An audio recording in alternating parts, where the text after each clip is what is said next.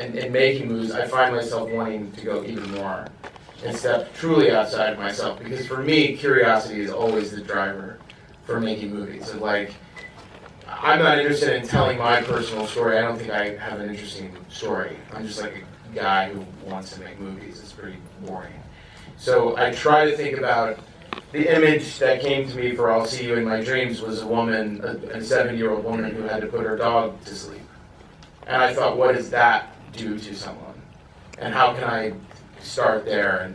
And with Sam, it was like, with Hero, it was something about being an actor. I had become friends with some actors, and I realized, like, when you do a famous role, you're known for one thing, and it's sort of like really unfair and weird. And I thought, what happens at the end of that? What's at the end of that train when you've only got that one part, and you're 70 and you're facing the end, and what does that feel like? So for me, it's always about putting myself in other people's shoes and trying to start there with that empathy, with that idea of coming at it from a total place of ignorance and then writing from that.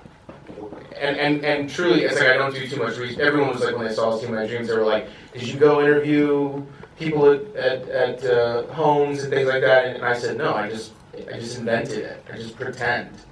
Once you put yourself in the shoes, I think a lot can happen. A lot of fun stuff can happen. Don't be too like, I never too research specific when it comes to that stuff. David, do you want to? I mean, I'm sort of the same. I think the same thing. Like, you watch all my movies, and they all, to some degree, could be described as autobiographical, even though they're not autobiographical at all, because you figure out the ways in which whatever constructs you're creating apply to your own life, and then you invest those constructs with your own perspective and your emotion and that empathy. So I also, like, when Brett said that he's trying to get away from himself a little bit, I'm trying to do that too, because I think I now know, having made a couple movies, that it's very easy, regardless of what those movies are. Like, all my movies are very different, but they all feel very similar. And I'm interested in pushing past that and seeing, like, now that I know that if I make a movie, it's going to feel like my movie. Like, I know that, and I don't have to try to do that. And so I'm interested in pushing past that a little further, and in writing and in the execution of the films, like, just kind of avoiding myself, because I know I'll be there no matter what. Yeah. But also trying to, like, really, like, in the past, I always asked myself, like, well, what would I do in this situation? Like, if I have a character in a movie, like, I'm like, what would I do? How would I approach this? And that's what I write. And now I'm trying to do different things. I'm trying to say, like, well, if that's what I would do, I'm going to write the character doing completely the opposite. And I know that it's still going to wind up feeling like my movie, so I don't have to worry about that. And it's both fun as an exercise, but also I think it's helping me develop and push myself further as a storyteller. I think to echo these guys, I think it's, the reason why we do this, the reason why we watch movies and write movies is you want to feel connected to something outside yourself. And so, I can watch Moonlight, and like for 2 hours I can feel what it's like to be a gay kid growing up in Miami, you know what I mean? And I can go outside of my own experience and see the things that connect us all as people. When we were going around doing press for Ingrid, a lot of people would ask, well, because I wrote Ingrid with Dave Smith, another white guy, but they were like, what makes you think you could write a woman character? And, I think the reality is it's not, first of all, we're not writing everyone's story, we're writing a story of this one person, and I think part of it is, well, what are the things that connect. When we start to write that stuff, it's like, what are the parts of me that are like this person? Where are the points of, overlap between me and somebody who's completely different from me? And I think if you can find those places where you overlap, then the hope is anyone who watches the film will find a connection to it. I personally think that when you're making a movie, you're kind of creating a world. And I think as a filmmaker, it's sort of your job to be really sensitive to your environment and people's personalities and character. And I know for me, when I meet people, it's not that you can reduce people down to their essence, but it's almost like once you hang out with someone long enough, you almost have them in your head. They almost like live. It's almost like there's an energy to that person. And I try to identify people's energies, and when I'm creating those characters, I try to make those energies vital. and try to create a world in which that exists. And I don't think I've ever written any character that is like me. Like I've never tried to like emulate myself. I try to create a mix of personalities and interpersonal dynamics and sort of attitudes, and then also create a story that sort of accentuates that and lets it play out without feeling too contrived. Actually, Brett has a clip from his film that I wanted to address now, and it kind of relates to this idea that Jeff is talking about creating a world, and maybe you can set up what the clip is. Yeah, so for those of you that don't know, The Hero is about an aging actor played by Sam Elliott, who's known for one big role that he played in the 70s called The Hero. And that's his character name, and that's the name of the movie. And it sort of has haunted him his whole career. He's worked here and there, but never really gotten back to that level of fame or glory. And he makes his living doing barbecue sauce voiceovers. And he gets an opportunity through a series of events in the film to do a big audition for a big studio film. And this scene is him practicing his audition with his best friend and weed dealer. So we'll watch it and then I'll tell you why we're watching it, I guess.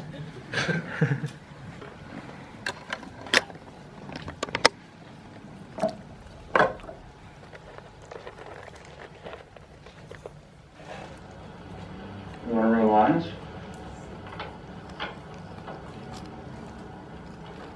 Who are you?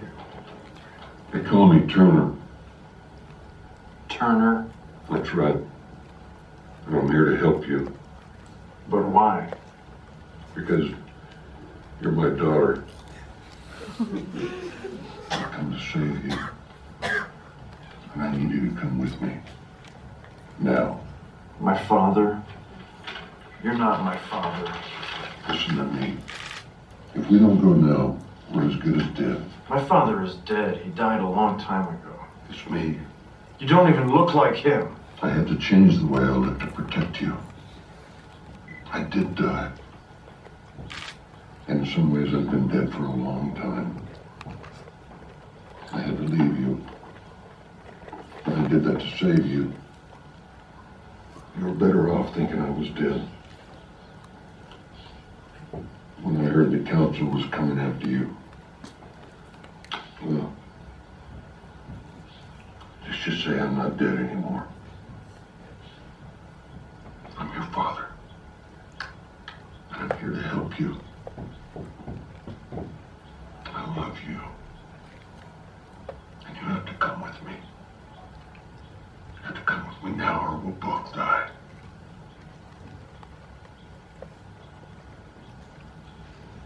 You remember what I always used to call you? Buttercup.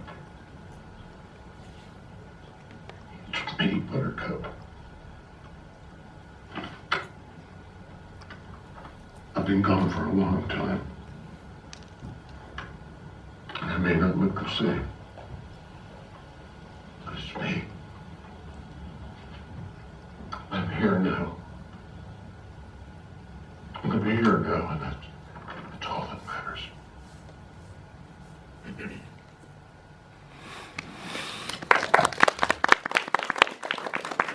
That's a great scene. Yeah, they cut off the funniest part is when they cut back to Offerman and he's crying like a little baby. So that scene, as a writer, was weird because I was like, I need Lee, the character, to be auditioning for a big, what we describe it as is I think we describe it as like a YA novel, sci-fi novel. Sam Elliott was in a movie called The Golden Compass, and I remember being like, they were like, we need the like cowboy, and so they got Sam Elliott, of course, because he's like, so it's kind of that kind of idea. And there's so much meta things happening in that scene beyond like, but I think the challenge for Mark and I, my co-writer and I, was like, we have to write something that's bad.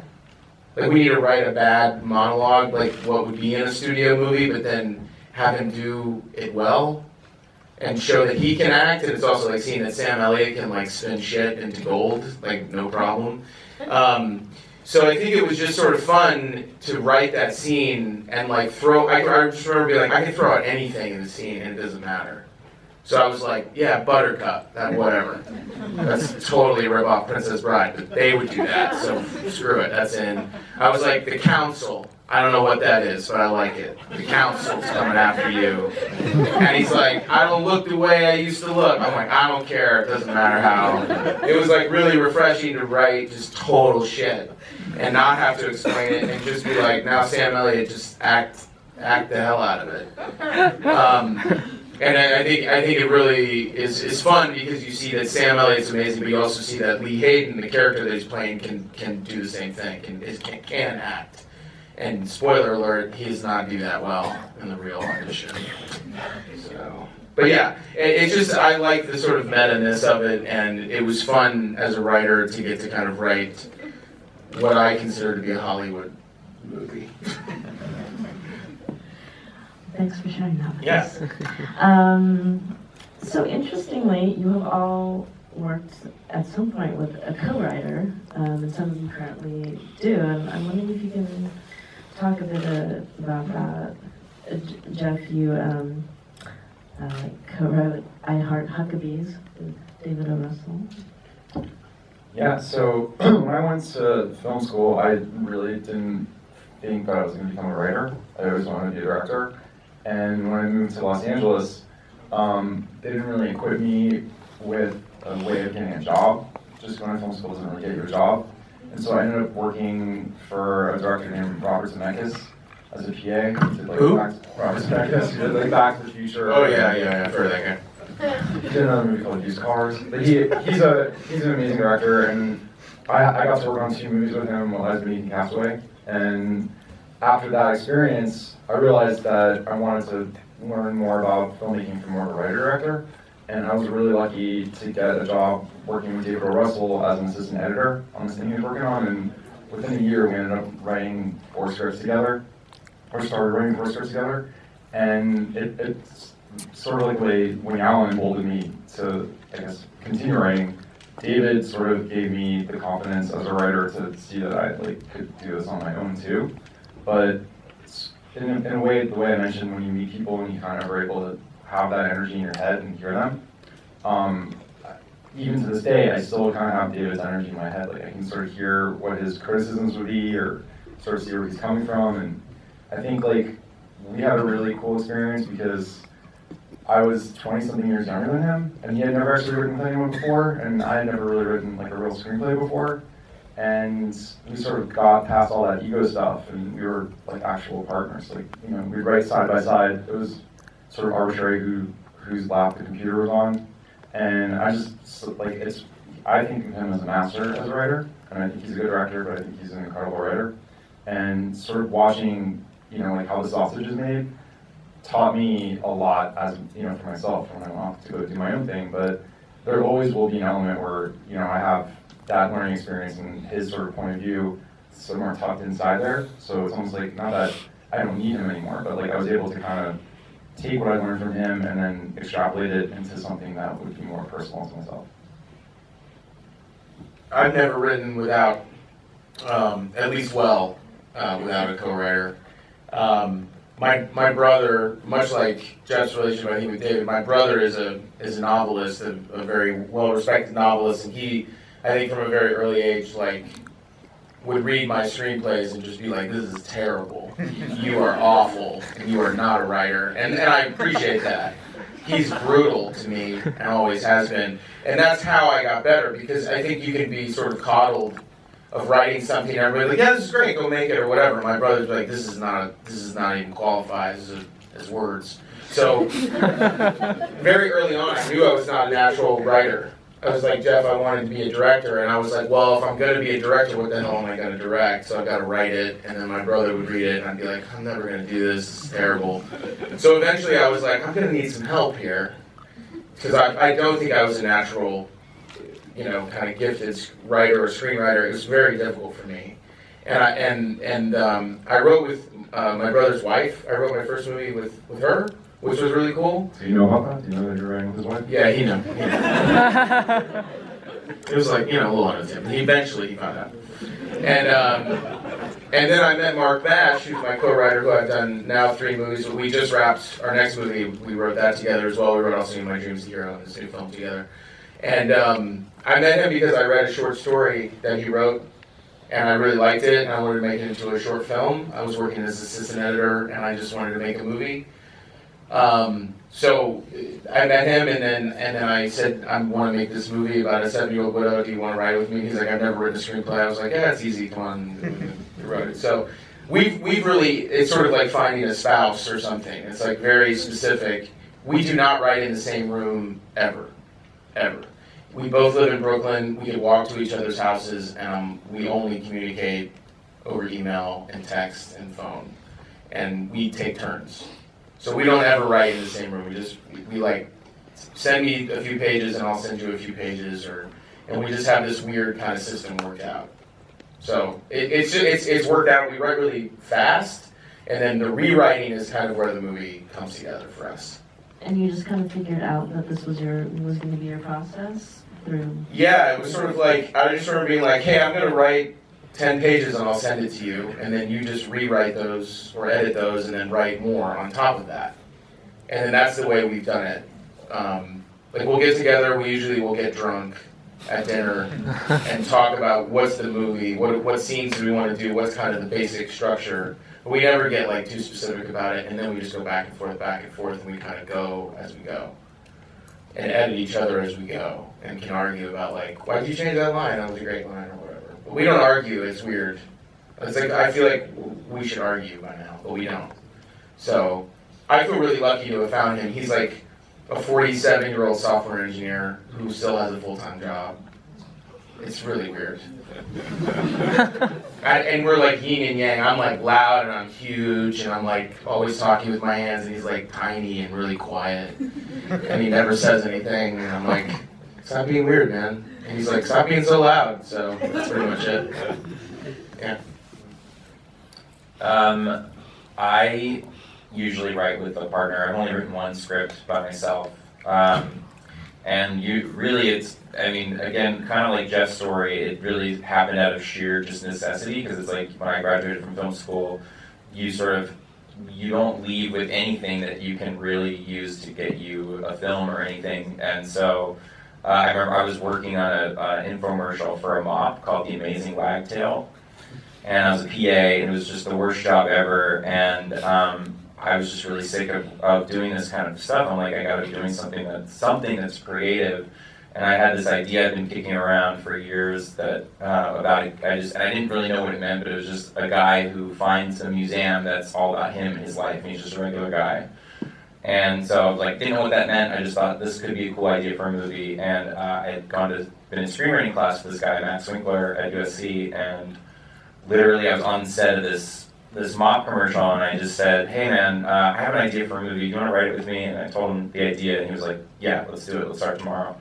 And so I quit that job, and we started writing the next day, and we banged it out in like 3 months, and that was the script. It got on the blacklist, which is a sort of list of unproduced screenplays that gets, people vote on around LA, and off of that we got our agents and managers and stuff, and it sort of started our career going.